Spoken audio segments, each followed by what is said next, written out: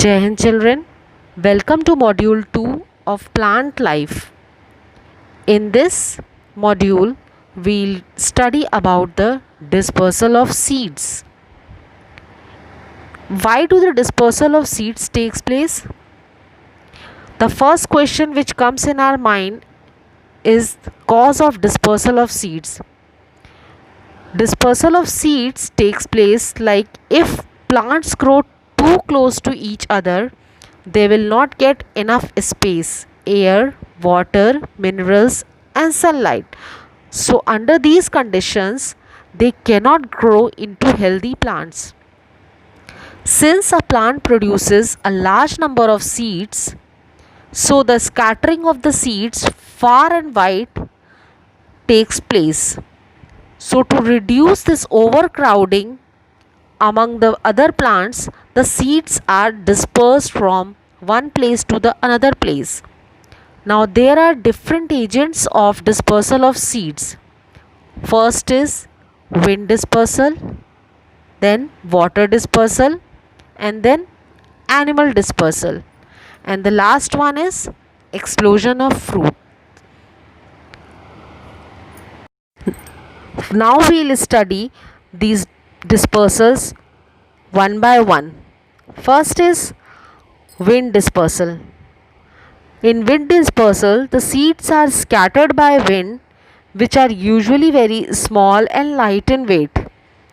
The examples of wind dispersal are dandelion and cotton seeds.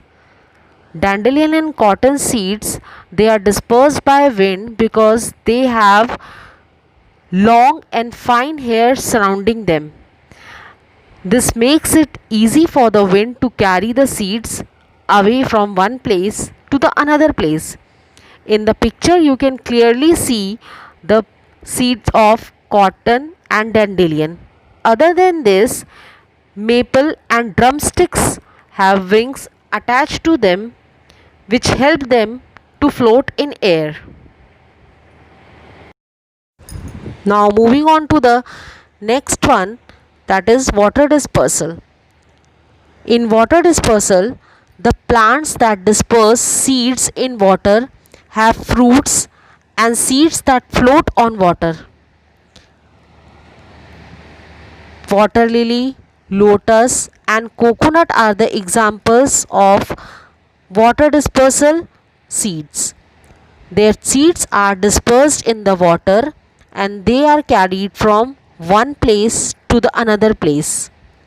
Now in the picture you can see the coconut fruit has trapped air in between the husk, which makes it light and easy to float.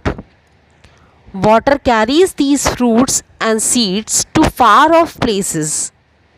In this way, the water dispersal takes place.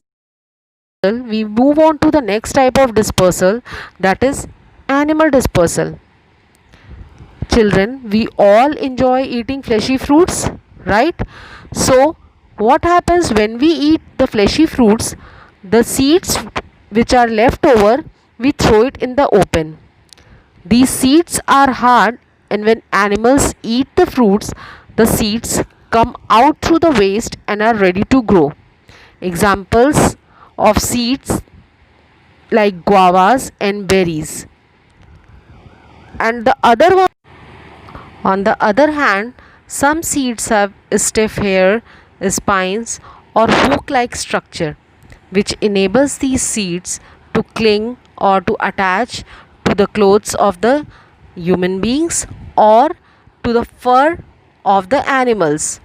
And when they travel from one place to the another, these seeds get dispersed through their skin or to their clothes.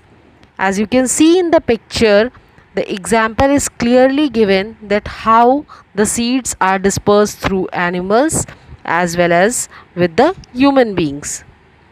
Now moving on to the next one, we have dispersal by explosion of fruits. Some fruits explode when they are dry and the seeds get scattered away from the mother plant. Mother plant means the plants through which the seeds were attached, means the original plant through which the seeds were attached. The example of the plants are like balsam. If you see the balsam, when the seed gets dry, so it get curls, and what happens, the seeds come out or explode. Now in the other picture you can see the example of peas.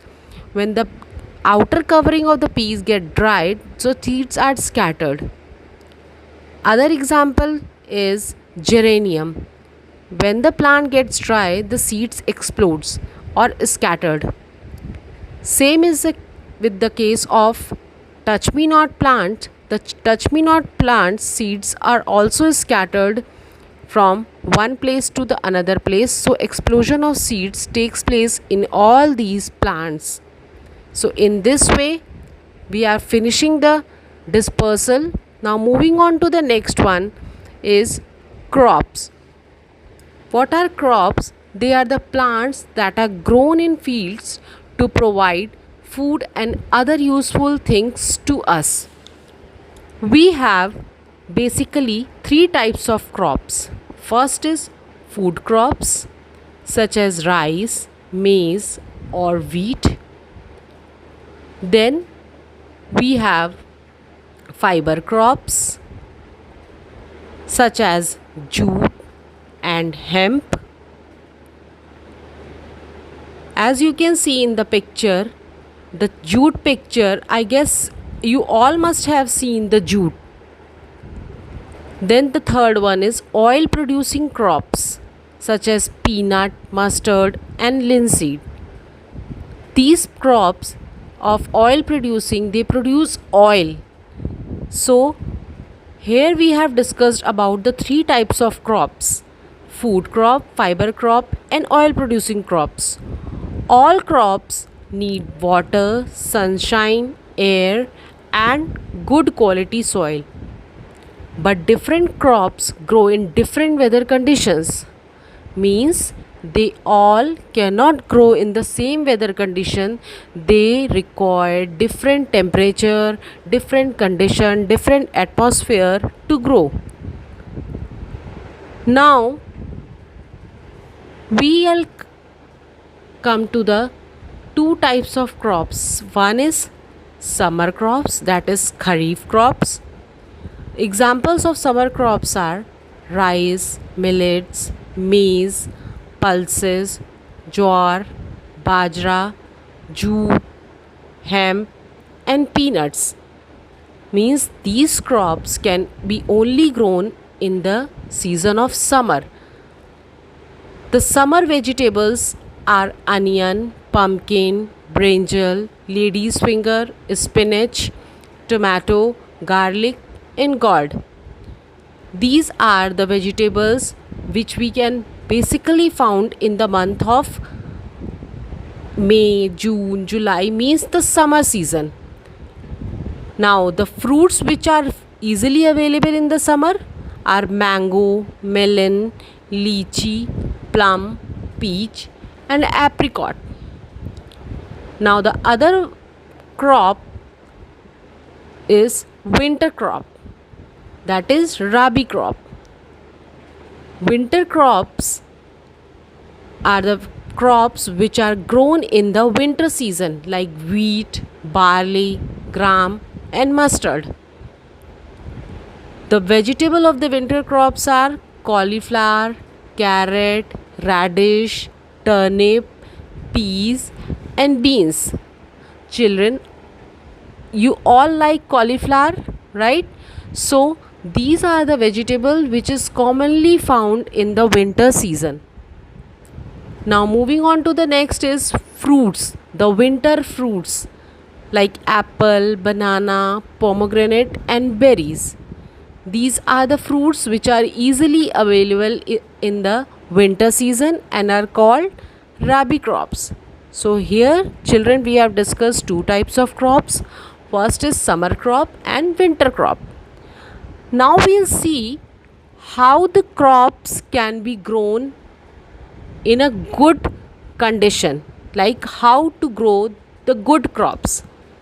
First point is The condition necessary for the crops to grow is suited and well prepared soil. The second is addition of manure and fertilizers to the soil. If we'll provide manure and fertilizer in a proper amount to the soil, then the soil will yield a good crop. Good quality seed should be sown, because if we want good crops, then the quality of seed should also be good.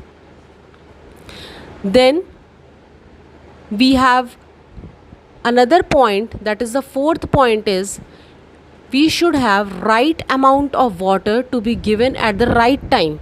Means not excess of water should be given to the crop, or not less water should be given to the crop, because these, if we'll practice these two, if we'll provide less water, then also the crop will not grow. If we'll provide excess water, then also it will not grow.